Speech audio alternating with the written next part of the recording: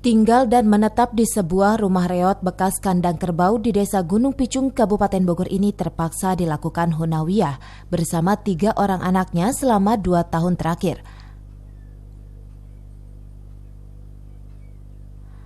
Suaminya yang bekerja sebagai buruh serabutan pun seakan tak mampu memberikan kehidupan yang layak untuk mereka. Kehidupan mereka semakin terasa berat manakala rumah yang ditempatinya mengalami kebocoran akibat guyuran hujan. 3 bulan 4 bulan jalan. Di kandang kebo iya. Nya. Kena 2 tahun. Nya entos 2 tahun bapak mandi di wae. Oh awalnya. Nya abdi nuturkeun ka dieu. Oh gitu. Di seberang teh damang mandi di dia di sana ka dieu. Enggak enak ya Bu. Kalau hujan gimana Bu? kesel tuh bocor Bocor ya. Terus anak yang 3 sekolah atau gimana Bu? sekolah. Sekolah. Atau aya nama libur kayaknya gimana.